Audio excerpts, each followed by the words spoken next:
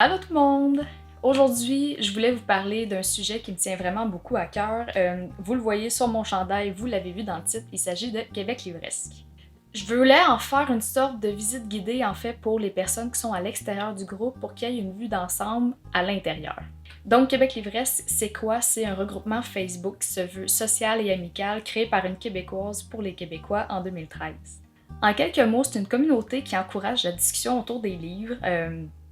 Vous pouvez aussi partager votre avis de lecture sur un roman, vous pouvez partager vos découvertes, mais là où je pense qu'on sort de l'ordinaire, c'est les activités qu'on y propose.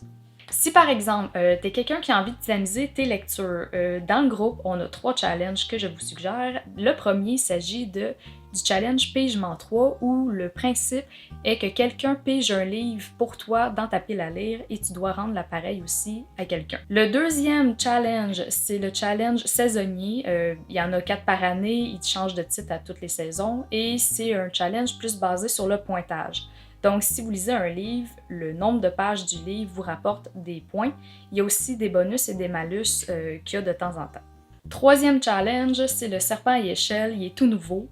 Là, bon, je pense que j'ai pas besoin de vous expliquer c'est quoi le plateau serpent et échelle, mais version littéraire, c'est que chaque case a son défi littéraire et que vous devez lire, valider votre livre avant de passer à une case suivante et il faut atteindre la case 100 idéalement.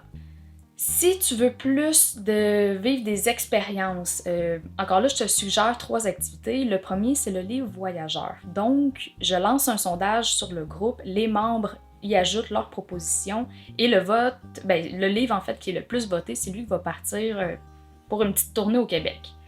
Et qu'est-ce qui est le fun, c'est que le propriétaire peut y joindre un carnet au livre, puis quand il reçoit son roman après quelques mois, il y a plein d'avis et de commentaires des participants dont le livre va passer dans leurs mains. Deuxième activité, il y a du book crossing. Oui, sachez que Québec Livresque a son propre compte book crossing et il y a ses propres étiquettes aussi, puis il y a même un fichier qui explique la procédure. Pour ceux qui ne savent pas c'est quoi, le book crossing, c'est un mouvement qui est né à quelque part en Europe, je me souviens plus très bien quel pays. Et le but est simplement d'enregistrer comme ces livres sur un compte book crossing, d'inscrire un numéro de série et de les relâcher dans la nature. Si quelqu'un trouve votre livre, voit qu'il y a un autocollant book crossing, il peut aller sur le site, y inscrire le numéro de série et il peut voir où est-ce que votre livre a voyagé. Sachez qu'il y a 4 livres présentement actifs qui sont en voyage et il y en a un que je sais qui a été pris comme plusieurs fois, pris et relâché plusieurs fois. Troisième activité qui est possible de faire, c'est un swap. Si vous ne connaissez pas c'est quoi le principe, c'est imaginez une boîte cadeau en fait avec des items emballés que vous envoyez à quelqu'un et qu'il y a une personne qui vous envoie également une boîte cadeau. Il y a aussi également des mini-swaps qui peuvent se faire durant l'année. Si vous voulez sociabiliser, sachez qu'il y a 4 activités possibles, dont le premier est de faire une lecture commune. Le principe est le même un peu que les voyageurs, donc je sors un sondage, les membres ajoutent leurs suggestions dedans, et le livre le plus voté, c'est celui qui va être lu dans un délai imparti. Et à la fin du délai imparti, il y a une discussion avec des questions dedans pour savoir est-ce que vous avez apprécié le livre, qu'est-ce que vous en avez pensé. Deuxième activité, il existe aussi des conversations thématiques. C'est un peu le même principe que la discussion de la lecture commune, sauf que cette fois-ci, c'est pas autour d'un livre en particulier, c'est autour d'un sujet. Pour vous donner des exemples, on a déjà fait une conversation thématique sur Harry Potter, donc c'était plus porté sur la série, et une conversation thématique sur l'Halloween, fait que là c'était plus les livres d'horreur. Troisième activité possible qui a plus lieu à Noël, c'est un échange de cartes de Noël. Donc, à la base, on se fait comme une chaîne. Donc, tout le monde reçoit une carte, au moins une carte, et ceux qui en ont envie peuvent envoyer aussi à d'autres participants de l'activité. Donc, c'est vraiment un échange, puis c'est vraiment chaleureux à Noël de recevoir des cartes. D'ailleurs, vous pouvez voir peut-être, en tout cas un peu apercevoir les miennes là-bas. Donc, c'est vraiment le fun de découvrir des cartes dans sa boîte à mal quand tu reviens de travailler. Là, c'est plaisant.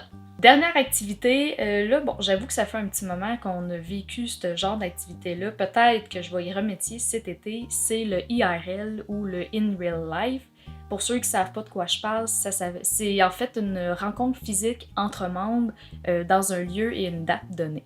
Là, si vous êtes plutôt comme ma grand-mère, les internets, ça vous parle pas trop, mais vous êtes quand même capable de commenter une publication, ben j'ai pour vous des rendez-vous mensuels et hebdomadaires. Je vais commencer par le hebdomadaire qui se trouve à être le rendez-vous Que lisez-vous, qui sort à tous les mercredis, ben à tous les 2 semaines en fait. Et le rendez-vous Que lisez-vous, c'est votre lecture en cours et on veut savoir c'est quoi le titre, est-ce que vous aimez ça, en êtes-vous au début, bref, qu'est-ce que vous en pensez. Les 3 rendez-vous qui sont plus mensuels, il y en a un que c'est votre citation du mois. Donc encore une fois, vous prenez votre lecture en cours et l'organisatrice vous sort une page et un chiffre. Donc par exemple la page 26, la 5e phrase. Vous prenez cette phrase-là et vous l'écrivez en commentaire et vous nous en dites en fait qu'est-ce que vous pensez, c'est quoi votre ressenti dessus. Puis parfois, ben, ça peut donner des drôles de résultats. Un autre rendez-vous mensuel, et là je vais le lire pour pas me foquer. Livre à paraître et sortie littéraire. Donc en gros, après quel livre vous attendez pour comme poursuivre votre lecture, pour dépenser votre argent dessus. C'est-tu une série, c'est-tu un one-shot? On veut savoir, on veut connaître en fait ce après quoi vous attendez. Dernier rendez-vous, c'est le rendez-vous résolution, évidemment l'ivresse. Chaque personne qui participe a le droit à comme 3 objectifs, 3 résolutions. Et dans le fond, ça se veut trimestriel, donc à tous les 3 mois, on va regarder est-ce que vous vous êtes amélioré, est-ce que ça l'a empiré, bref, est-ce que vous vous y tenez. Ensuite, je vais faire une énumération rapide de ce qui se trouve sur Québec Livresse sans faire non plus une grosse explication. Et là, je vais prendre mon cahier pour mieux vous... oups, citer ça. Donc, sachez qu'il existe... sachez qu'il y a la possibilité de faire des échanges de livres, pas en vente par exemple, des échanges seulement. Il existe des concours. Habituellement, chaque année, il y a un gros concours et il y a des plus petits concours express ailleurs dans l'année. Il existe aussi un fichier, c'est une sorte en fait de recensement de tous les blogs des membres qu'il y a sur Québec Livresse. Il existe un top de vos coups de cœur de l'année. Bon, cela mérite une petite explication, c'est que je demande à tout le monde c'est quoi votre coup de cœur de l'année. Il y a un sondage parmi tous les coups de cœur et en début décembre, il y a le dévoilement du coup de cœur de vos coups de cœur. Je sais pas si vous arrivez à me suivre. J'ai déjà eu aussi une histoire voyageuse, cela aussi mérite une petite explication. Dans le fond, les participants écrivent une partie d'histoire qui s'envoie et en fait c'est une histoire écrite à plusieurs mains et ça peut donner... il y a le fichier dans l'onglet fichier. Il y a l'histoire dans l'onglet fichier si vous voulez découvrir qu'est-ce qu'on a fait récemment.